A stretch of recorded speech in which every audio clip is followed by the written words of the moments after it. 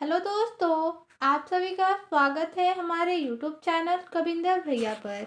आज के इस वीडियो में हम पढ़ेंगे कक्षा 6 के गृहशिल्प यूपी बोर्ड के पाठ 9 को। पाठ का नाम है बुनाई कला।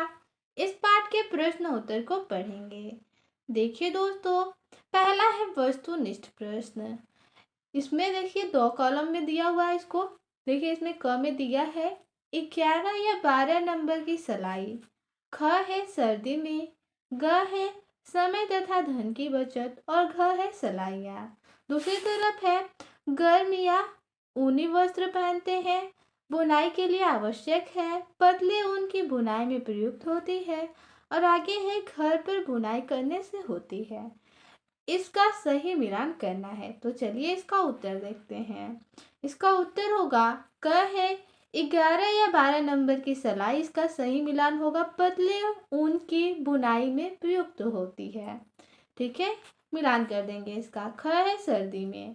सर्दी में गर्म या ऊनी वस्त्र पहनते हैं।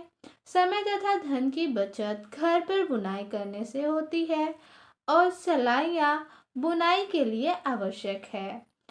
अगला प्रश्न है 2 नंबर, रिक्त स्थानों की पूर्ति करिए। इसमें पहला प्रश्न है बॉर्डर बुनने के लिए यहाँ पे रिक्त स्थान दिया हुआ है कि सलाइयाँ प्रयोग होती है। बॉर्डर बुनने के लिए किस नंबर की सलाइयाँ प्रयोग की जाती है, तो 11 या 12 नंबर भर देंगे। अगला है 2 नंबर, बुनाई सदैव रिक्त स्थान ऊन से डालें। बुनाई सदैव किस प्रकार के ऊन से डालना चाहिए। रिक्त स्थान में भरेंगे ढीले। बुनाई सदैव ढीले ऊन से डालें। अगला है 3 नंबर प्रश्न, बॉर्डर के फंदे सदैव रिक्त स्थान ऊन से डालें। बॉर्डर के फंदे सदैव कैसे ऊन से डालना चाहिए, तो दोहरे ऊन से। अगला प्रश्न है 3 नंबर, निम्नलिखित कथनों में सत्य के सामने सही तथा असत्य के सामने गलत का चिन्ह लगाइए। इसमें क नंबर प्रश्न है गर्म वस्त्र गर्मी में पहने जाते हैं। ये कथन गलत है। गर्म वस्त्र हम सर्दी में पहनते हैं, तो इसके आगे गलत का निशान लगाएंगे। अगला है ख नंबर, बुनाई के लिए सलाइयाँ आवश्यक है। ये बिल्कुल सही है। बिना सलाइयों के बुनाई नहीं हो पाएगी, तो सलाइयाँ आवश्यक है। आगे है ग नंबर, घर पर बुनाई करने से समय का सदुपयोग तथा धन की बचत होती है। ये कथन भी सही है। अगला है इसमें प्रश्न नंबर 2, अति लघु उत्तरीय प्रश्न। इसमें क नंबर प्रश्न है हम ऊनी वस्त्र क्यों पहनते हैं।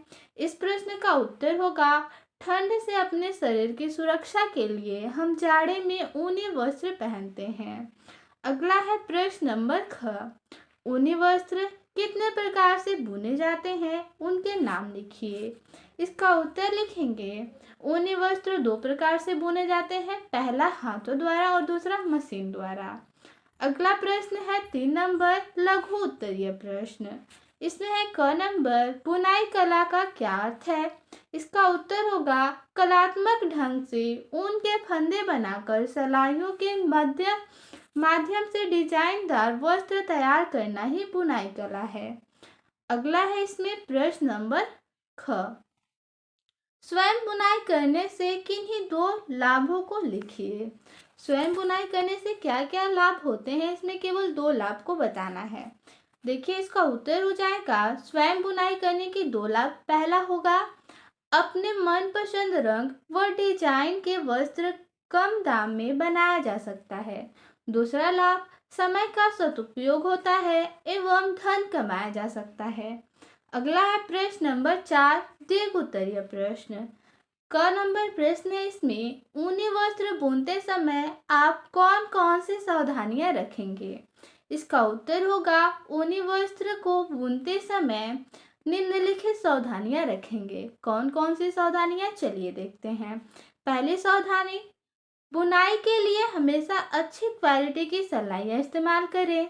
दूसरा, सलाइयों को हमेशा बच्चों की पहुंच से दूर रखें, अन्यथा दुर्घटना होने का डर बना रहता है। तीसरा, हमेशा साफ हाथ से बुनाई करें। चौथी सावधानी है ऊन को गंदा होने से बचाने के लिए हमेशा बैग में रखें। पांचवा, बुनाई हमेशा पर्याप्त रोशनी में ही करें। कम रोशनी में बुनाई करने से आंखों पर जोर पड़ता है।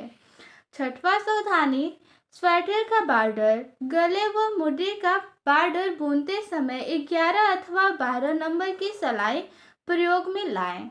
सातवां सावधानी है, बॉर्डर के फंदे हमेशा दोहरे ऊन से डालें। अगला प्रश्न इसमें है ख नंबर, सीधा एवं उल्टा फंदा बुनने की विधि लिखिए। तो सबसे पहले उत्तर में हम हेडिंग लिखेंगे सीधा फंदा। इसके अंतर्गत लिख सकते हैं, सीधा फंदा बुनते समय खाली सिलाई को दाहिने हाथ में तथा फंदों वाली सिलाई को बाएं हाथ में पकड़े। इसके बाद दाएं हाथ की खाली सिलाई को बाएं हाथ की सिलाई के फंदे में नीचे की ओर घुमाकर ऊन को एक बार बढ़ाकर फंदे के अंदर से निकालें। इसके बाद बाएं हाथ की सिलाई से फंदे को घिरा देते हैं। इस प्रकार सीधा फंदा बुना गया। और इसमें उल्टे फंदे का भी विधि लिखना है तो हम लोग दूसरा हेडिंग लिखेंगे उल्टा फंदा। इसके अंतर्गत लिखेंगे, उल्टे फंदे में दाएं हाथ की सिलाई को फंदे के बीच में से नीचे की ओर निकालते हुए अपनी ओर लाएं। सिलाई की नोक पर ऊन को एक बार लपेटें और उनका लूप बनाते हुए इसे बाएं हाथ की सिलाई के फंदे में गिराते हुए निकाल लें। इस प्रकार ये उल्टा फंदा बुना गया।